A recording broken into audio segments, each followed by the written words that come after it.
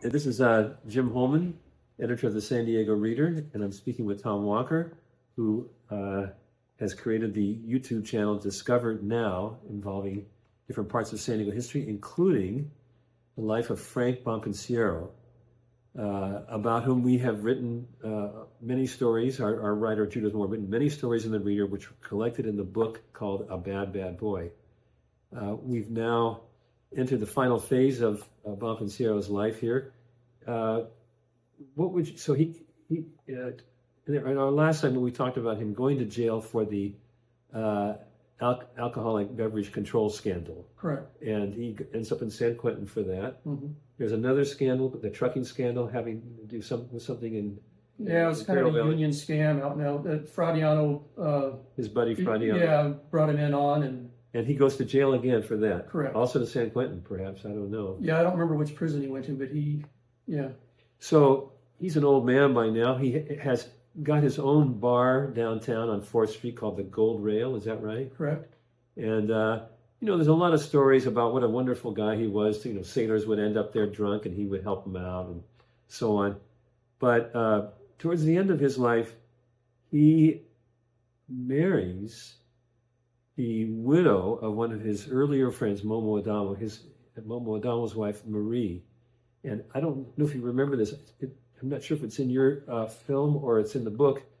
One of the reasons he ends up marrying her, she was very attractive as a young woman, but as an older woman, she's older and so on, but she knows the life. Right. That's what he told Marianne, because Marianne, his daughter, from Thelma, Bompensiero's first wife, is kind of questioning why. Why would you marry this old? Right. And he says she knows the life. She knows the life, and I think being Italian and all that, I think he felt some kind of an obligation, and I may have gotten that from Judith's articles, that he felt this because she was, Momo was a friend of his. He tried to kill her, and she's left all alone, and and he felt some kind of some sympathy that maybe. I should help take care of her. I think that's probably it. They end up in Pacific Beach, first on Reed or Thomas, but then eventually on Lamont Street, between Reed and Thomas, I think. Yeah. Mm-hmm. Now, I'm going to surprise you here, because I don't think I've told you this. I was living on Lamont Street. Oh, really? That night. Oh, no kidding. And, of course, according to the account, so let's go back and set the scene a little bit. Okay. He would get calls at his house, but he thought his phone was bugged. Correct. Is that right? Yes. And so he would take the call, and then he would go out to a payphone behind the Arco station at Lamont and Grand and make his calls there. So on that night in 1977, he goes out and takes the phone call. And after the phone call, he walks down the street, and in the alley between Reed and Thomas, I think it is, he's shot. Yes. I think 4 times. I can't remember the number of times, but anyway, he falls down and he dies. I'm living in the alley across from the gas station. I was very close to where he was making the phone call, like about 20 feet or 30 feet.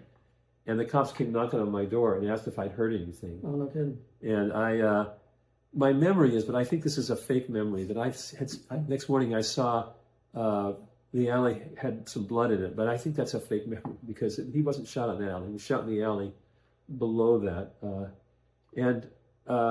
What are the theories about him being shot? Who do we think did it, based on everything you've heard? Well, so one thing leading up to him getting shot is he always had the same routine. He would walk up, his side of the street from his apartment. That's right. Cross the street to make the phone call, and then walk down that side of the street and then cross back over. And he never changed anything up. Huh.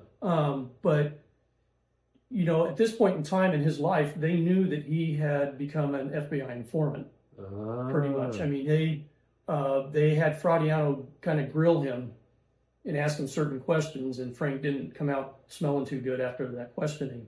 Okay. So they knew he would basically become an informant, and it was time for him to go, in their mind. Anyway, the LA family's mind is who we're talking about. So. And they got suspects. They arrested. Was it six?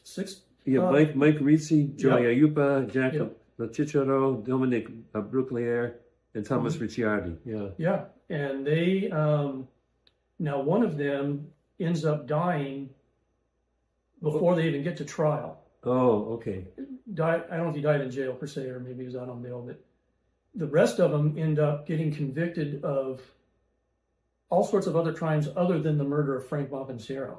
Oh my gosh. Nobody was ever convicted for the murder of Frank Bompensiero. Really? Nobody. Amazing. And now these are the guys that supposedly did it, according to the, who they arrested anyway, that kind of a thing. But nobody was ever convicted for it. And he has a funeral at Our Lady of the Rosary. Yeah.